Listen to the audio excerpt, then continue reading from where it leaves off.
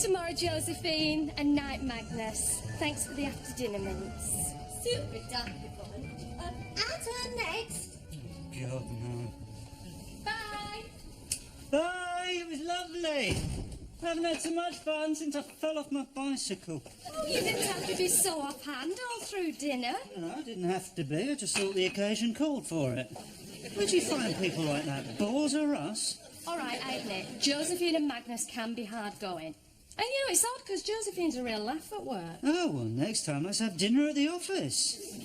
And as for Mr. Charisma Bypass, how can anyone spend the entire night talking about nothing but mortgages? Oh, be fair, Gary. He's a mortgage broker. That's why we invited him. Well, yeah, but there are limits. And why give him dinner? When I was a kid, we had a man from the Prue used to come round once a month to collect the insurance premiums, and all he used to get was a cup of tea and a digestive biscuit. And not a chocky digestive either, just an ordinary wheatmeal one. Have you ever considered you just might be a social cripple? I am very social. I just prefer socialising with my friends, rather than with an extra from the Michael Jackson Thriller video. What friends? What? Derek? Chris? That fellow who brings the smelly cheese sandwiches every day? They're not friends, they're people you work with. I mean real friends. I mean, when we got married, you had to get the best man out of the Yellow Pages. All right.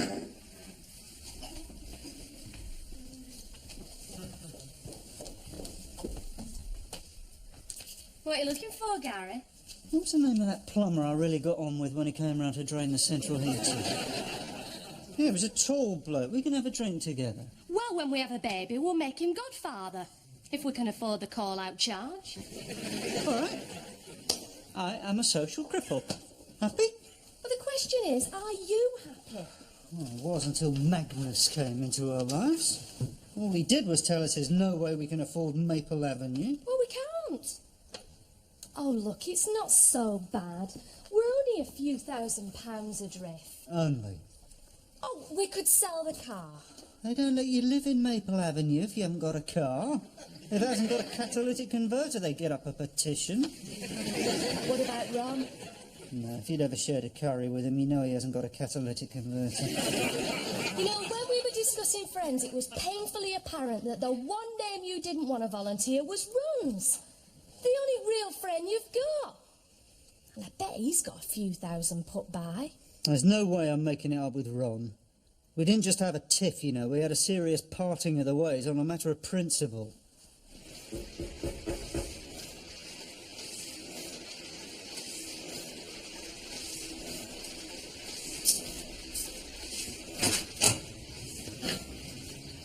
Good afternoon, sir. How may I help you? Ron, I hope you're not a rep. I only see reps on Friday afternoons by appointment. all right, I'll go. I knew it was pointless. Oh, hold on. If you knew it was pointless, why did you bother coming round? Because I haven't had sex for a fortnight. Gary, even before our bust-up, I don't think our relationship had progressed that far. I mean, Yvonne has suspended all carnal activities until I make it up with you. Yeah, well, serves you right.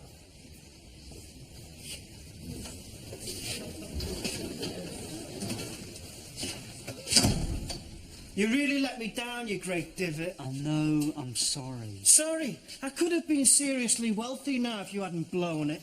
Things just got out of hand. There was a war on, you know. I know, I did do history O-level. You could try again. No. Even if I did want to see Phoebe, her dad had never let me back in his pub.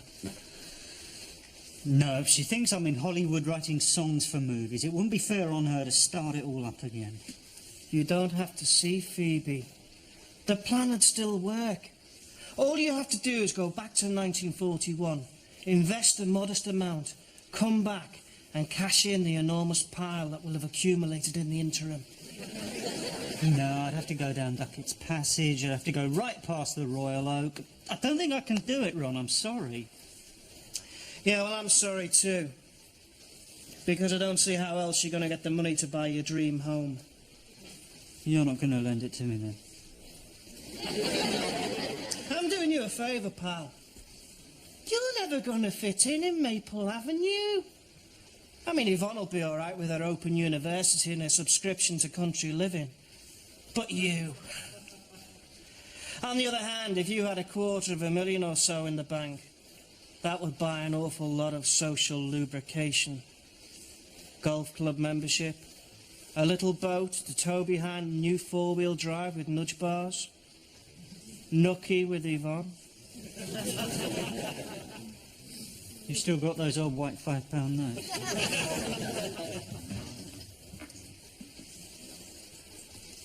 And there's plenty more where they came from.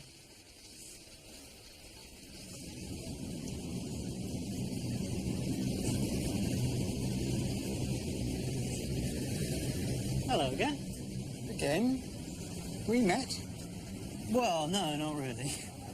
You gave me directions once. Would have been about a year ago. My word. You've got a good memory for faces. You ever thought about becoming a policeman yourself? Tall, young chap like you. Look, I'm on a yellow line. Turning yourself in? All I want to know is, has this always been a bank? Well, always is a very long time. 25,000 years ago, they say this entire area was underwater. But what about 50 years ago? Oh, no, of course not. Mere 50 years ago, the Ice Age had long ended. See what it received. And this bank was a bank? Oh, yeah. My granddad used to bank here himself during the war. Thanks.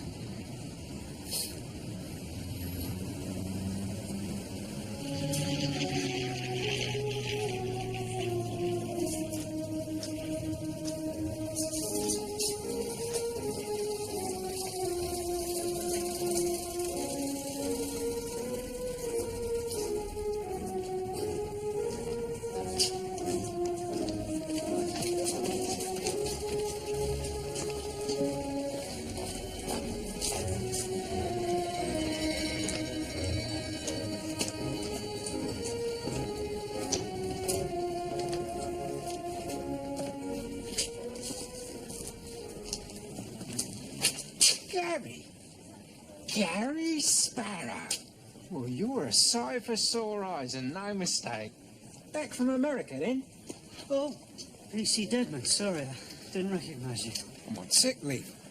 Ruptured eardrum. Hello, hello. Weren't you going to come in for a beer, then? Play us one of your tunes, cheer us all up? Yeah, we still do that one of yours down the shelter sometimes. I'd like to teach the world to sing in perfect harmony.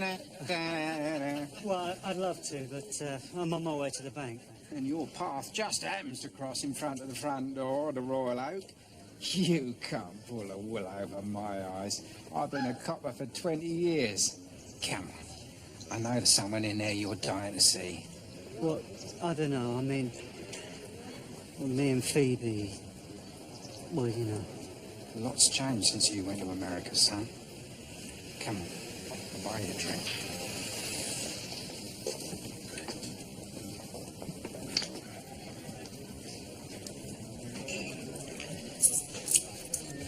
You're a bit late. Sorry, only I bumped into an old friend outside. Look, Reg, you're supposed to be here helping me, not rabbiting with old mates. Gary. Hi, Phoebe. Gary, blimey. Oh, I never thought I'd see you again. Why didn't you ever write, you bastard? Ladies present. I'm the only lady present, and if you don't like the language in here, you can go and drink somewhere else, you silly old sod. Phoebe, you've changed. Yeah. Well, these days you've got to get tough to survive. You better not let your dad hear you swearing like that. You feel the back of his hand. What? What have I said? Back of his hand was about all they found, son. That and his dentures, that's how they identified it. Oh, shut up. Sorry. When? 4 months back. Oh, Phoebe, I'm so sorry. Are you? You never liked him. No, that's not true. All right, he was a bit of a... Well, he used to get on my That doesn't mean he was a complete... Well, you know. Oh, no. I do miss him, Gary. He was a terrible nag, but he did care about me. You look like you need a drink. A large whiskey, Reg, and I'll have me usual. So, now you're running the Royal Oak. With Reggie's help, if you can call it help. You just can't get the staff these days, eh? Well, why didn't you write? Look, I wanted to, but I just thought it would be best to make a clean break, you know. After they took your Donald prisoner, just let you get on with your life. And why are you here now?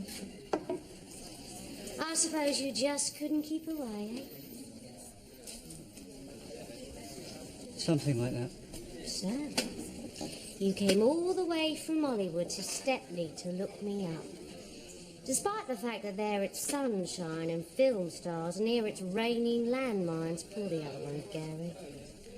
All right, cards on the table, I didn't fit in there. It was fine to start with, you know, the chauffeur-driven limousines, the apartment in Beverly Hills, hobnobbing with the stars. No. Who did you hobnob with? Clark Gable.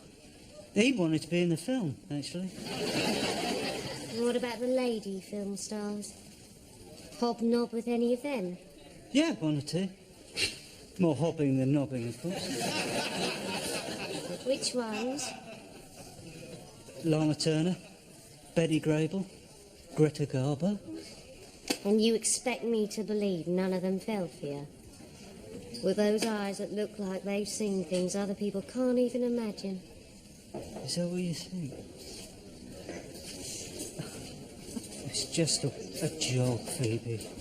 I mean, all right, I might seem a bit special here in Stepney, but over there I'm just an unknown limey tunesmith. Well, it don't explain why you come round here, though, does it? Not if you really wanted to make a clean break. Just wanted to see you again. Oi, love. What do you have to do to get a pint in this place? I'll be right with you.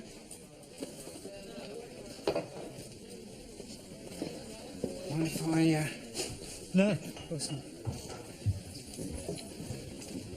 She's been really lonely since her dad. I can imagine. She's a brave girl. Very brave. But she's only young still. It's been hard for her. I'm sure. Things get very mixed up in wartime, son. People do things they wouldn't normally do. Sometimes they regret it after. Like my missus. What about your missus? Nah, forget I mentioned her. Bloody Canadian fighter pilot. Anyway, as regards our Phoebe, just don't go breaking her heart. I couldn't if I tried. Well, look at her. She's become as tough as nails. Nah, that's just a front. Rich, would you ever get off your fat backside and start collecting the pots?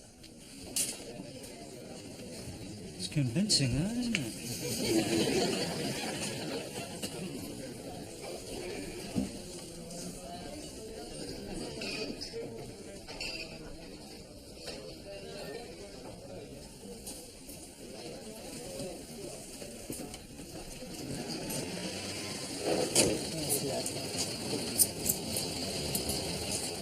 Keep it change.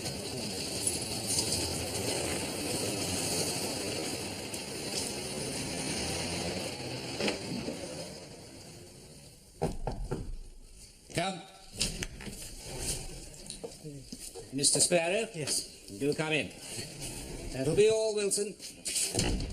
Oh, very good, Mr. Mannering. Shall I arrange some tea? Of course.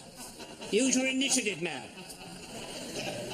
Public school education, not the slightest idea how to behave in the real world. I understand you want to invest.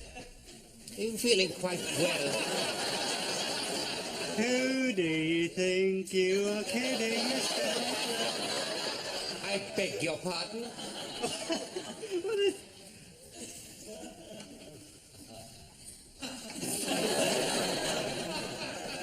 suppose Mannering and Wilson are very common names. Wilson may be a common name, but we Mannerings can trace our ancestors back to Hastings. And I assume you're both in the Home Guard? Of course. We're all doing our bit. Now, about this investment you wish to make. Yeah, sorry.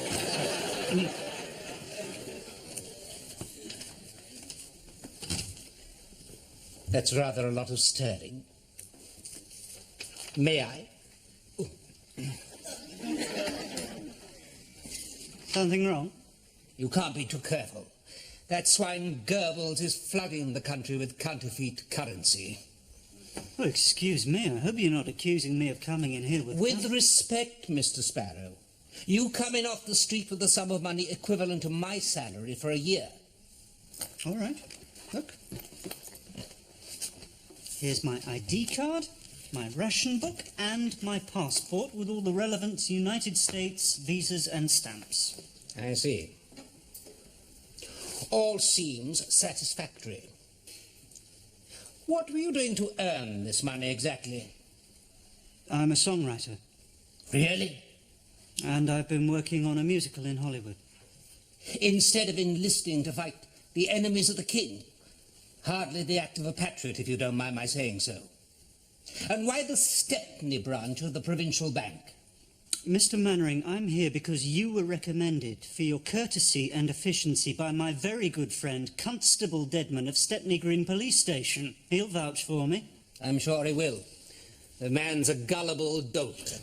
No, I have a better idea. Handel's Agrippina. Who's what? One of Handel's early operas. The bank's operatic society presented it last Christmas. I had a leading role. Perhaps you'd care to sing a few bars. Well, I can't read music. A songwriter who can't read music. I see. Wilson, would you come in here, please? Oh, no, hold on. Look, lots of songwriters can't read music. Well, you take Irving Berlin. He wrote Alexander's Ragtime Band. He can't even play the blank notes. He just sings his songs to people who can write them down. Sort of low trick you'd expect from a man called Berlin. Yes? There's a conundrum for you. Mr. Sparrow here tells me he's a songwriter and can't read music. What do you make of that? Oh, that is a strange coincidence. I was reading only the other day in a playbill that Irving Berlin can't read music either. He did write Alexander's Ragtime Band. Come on in here, come on in here. Yes, it's quite enough, Wilson, thank you. And I find the whole business very suspect. I think we should give Mr. Sparrow the benefit of the doubt, sir. Perhaps if he could sing one of his own compositions, that would be proof. Yes, just what I was about to suggest. Go on then, Mr. Sparrow. Here, now.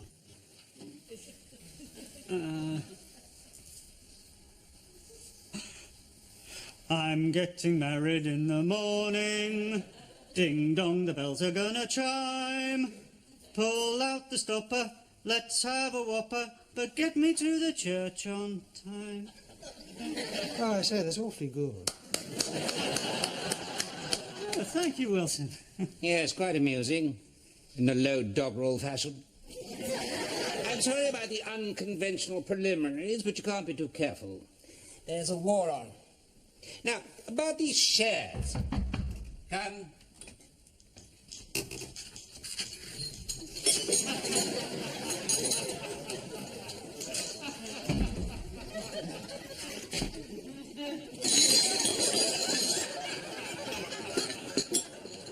His name wouldn't be Pike, would it? What are you talking about? He's called Major. Look at the state of that train, Major. Sorry, Mr. Mannering. Stupid boy.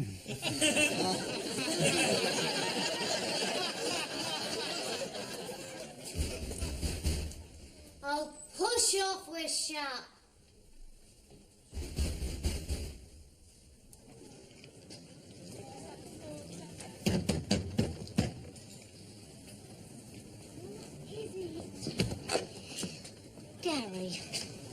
What happened to you this morning? I had to go to the bank. Anyway, I was wondering... If you could come in. Now everyone's gone and I'm all alone in here. Well, not exactly. I mean... Of course you can.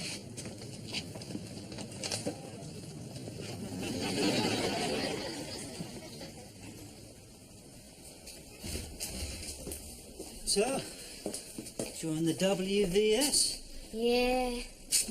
I always wanted to do my bit, but Dad would never let me. I can only do it part-time, of course. Otherwise, I'd have been a fanny. A what? A first-aid nursing yeomanry. The fannies. You can't be a part-time fanny. No, of course not. And they're very difficult to get into. Well, that's true.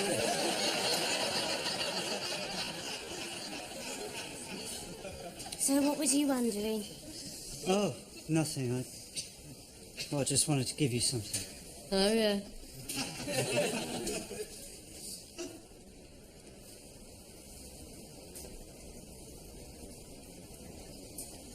Oh, it's gorgeous. Oh, I wish I could wear it with my uniform. Thing is, I've got to go back. To America. Oh, no, so when are you going? Tomorrow. Tomorrow? Yeah, I had a phone call from my producer in Hollywood. They want Judy Garland to play Eliza Doolittle, and they'd like me to meet her. Oh, well. When it comes on at the Rivoli, I'll think about you. Please don't be like that, Phoebe. You don't need me around confusing things. You've got your Donald to think about. Oh, he's all right. He's in a prisoner of war camp outside Naples. He's probably getting a lovely suntan and eating tons of spaghetti. But obviously, you're going to want to wait for him. I don't know. I used to think that. But then Dad bought it and I started thinking, can you live your life waiting for something, someone? Especially when you aren't even sure you want to see them again. And after all that, what happens if we lose the war? We'll win, I promise. Can you be so sure? Well, all I know is I'm young, I'm alone, I'm lonely. My marriage was never much cop, you know that. And now I've met someone who's good and kind, generous, talented. Phoebe, please, don't go on. You were talking about me, weren't you? You know I was. Just when I think I've got over you, you come back. You stir everything up, you give us this lovely brooch, and then you're going to swan off again. It just ain't fair, Gary. I know, but that's the war. It's not war. It's flipping Hollywood. Look, I've got to go. I was due on duty 5 minutes ago. You've got to promise you'll come back soon and in one piece. And here's something to remember me by then.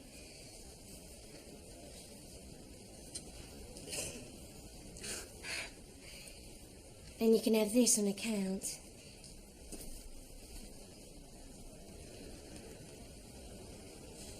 Look, think of me when you're over there. Oh, well, I promise. Listen, we'll meet again. I don't know where, I don't know when. But I know we'll meet again some sunny day. God, I'm rich. Fantastic. This calls for a high alcohol content bevy. Do you know what Eurotronics were trading at this morning? 19.5 quid. That means we're worth nearly 450,000 smackers. I could kiss you. Try to resist the temptation. Cheer up, Gary. In one morning you've managed to make 200,000 and raise your Nookie rating on both sides of the space-time continuum. Move over, Warren Beatty. I'm not happy about how I succumbed. Grow up, pal. If every man who had a bit of tongue sandwich on the side went and confessed to his other half, the Child Support Agency would be Britain's biggest employer. Yeah, but I don't feel bad about Yvonne. Well, not only Yvonne. No, it's Phoebe. She's changed. She's more passionate, more exciting. Excuse me, but I don't see you've got a problem. Well, I only went back to get the money so Yvonne and me could afford our dream home. And I tried to tell Phoebe I wouldn't be able to see her again. She didn't understand. Ron, she's still going to be waiting for me in 1941. No, she isn't. Because it's 1994. And she's either dead or she's a very old lady who you wouldn't fancy one little bit. Well, it says here that bedroom 3 is 7 feet by 5. Who owns this house? The Seven Dwarfs? Oh, it's a study, is it?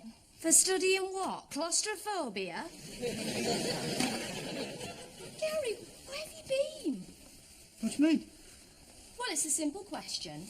Where, meaning location, have you, meaning Gary Sparrow, been? Meaning been. Oh, I've been getting us a mortgage. Really? Yeah, found a friendly bank. Ron put me onto them. Maple Avenue's going to be a piece of cake.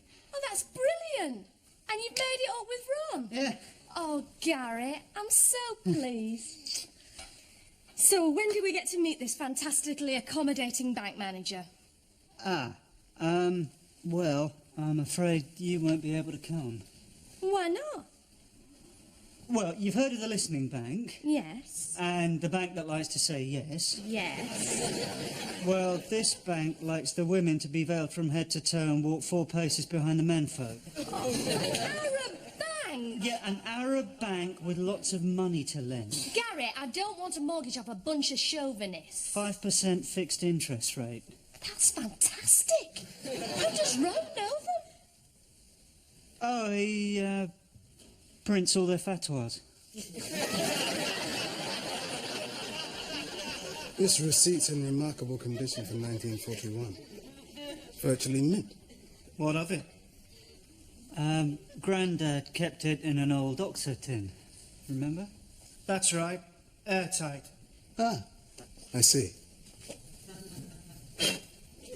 Sorry.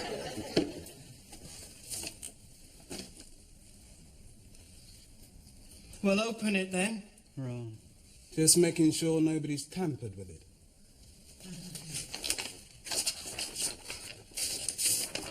Ah, first class. Here we are. Yes. 20,000 shares in Arbuthnot of Ealing. I have not heard of them. I believe they went on to become Eurotronics in 1973. You're very well informed. Do you play the market? I dabble. Eurotronics, eh? That is exciting. I just wonder why your grandfather never came back for his share certificate. That's easy. He suffered a serious concussion in an air raid in 1941. Loss of memory. Followed by loss of memory. It's lucky we found his tin. Yes, so, what do I have to do? Sign something? Right. Are you his sole beneficiary? Oh, yes. I mean, Grandad didn't have very much to leave. He never bought his council flat.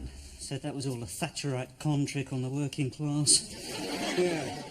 Well, we're all entitled to our political opinion, no matter how ignorant. Are you calling his granddad ignorant? I thought you said he was your granddad, too. Oh, yes. Well, are you calling my granddad ignorant? Ron. Well, look, as it happens, Grandad was ignorant. The thing is, he did leave me everything, as luck would have it. Here's a photocopy of the will. It was all his worldly goods, which were £57 in the post office. Oh, and his collection of Brentford Football Club programmes from 1937 to 1965, less the home game against Grimsby. I'm not sure that's relevant, Gary. No, I'm sorry. Yes?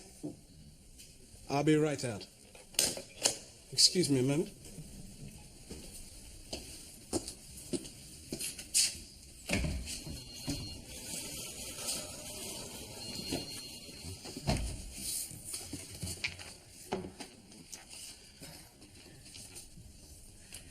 Uh-oh. What do you mean, uh-oh? We're seriously rich. What's uh-oh about that? This memo from the manager in 1957. What about it? Well, it seems that the Arbuthnot brothers, Cecil and Harold, had a vicious bust-up after Harold found Cecil in bed with his wife. Look, there's a press clipping, isn't it? So they dissolved the partnership and set up rival companies. Harold started Arbuthnot of Ealing Limited, and Cecil started Arbuthnot Electronics Limited. Oh, no. So what happened? The shares were split. We only get 100 thou each, and I've got to choose between a yacht and a sports car. What a bummer. I think it might be a bigger bummer than that, Ron. Listen, since I have not been able to trace Mr. Sparrow, I am compelled to make a decision on his behalf. As a church-going man, I cannot in all conscience invest any of Mr. Sparrow's funds with the adulterer, so I will opt for Mr. Harold's new company. Which went on to flourish and become Eurotronics. Which went into liquidation 18 months later. While the wife stealer went on to become Eurotronics PLC. Sorry about that. I had to sort out a rather...